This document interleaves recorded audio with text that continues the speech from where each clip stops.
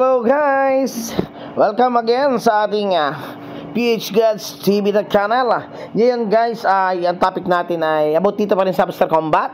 Ang update lang tayo, meron na tayong 9 million 9 million PPH. Yan din magbe-base ang ating pa-airdrop ni Hamster sa September 26. Meron na rin tayong 1,342 na susi as of today, bukas tataas ulit ito. Hopefully, maka 1/4 tayong susi, Okay, marami tayong susi. Natapos na rin natin ang playground, guys. Ayan, natapos na natin ang playground. Maliban lang dito kay Flap Crusade. Lang na kasi yan to. Coins lang yan Pero the rest, natapos na rin natin. Yan ang deals na rin ginagawa, guys. Siyempre, itong puzzle game, itong hexa puzzle, mamaya natin lalaroin yan, guys. Tapos, earn, yan, manood ka lang ng video dyan. Tapos ito guys, nag-register na rin tayo, 9 days na lang guys, 10 days or drop na lang tayo, Tapos, sa Binance tayo nag-register na exchange natin guys, yan. Sa mga hindi pa nakaka-register guys, pindutin nyo itong reset withdrawal option, itong nasa baba. Pindutin nyo lang yung reset withdrawal option para makapagpalit kayo ng exchanges sa inyo gusto. Kay OKX, kay Bybit, kay Wallet in Telegram, kay EVI Exchange, kay Onchain.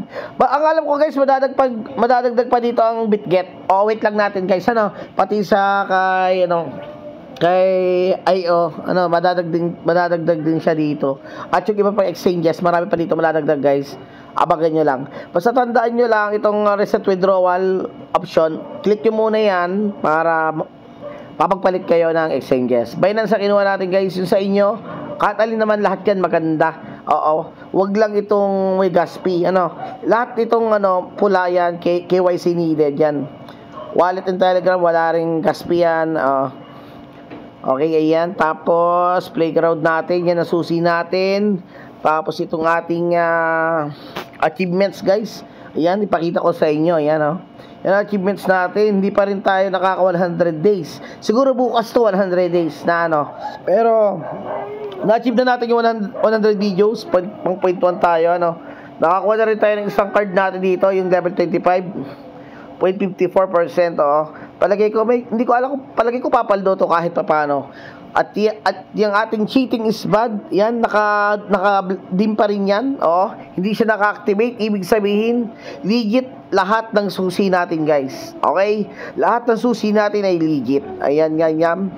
Good luck po sa inyo.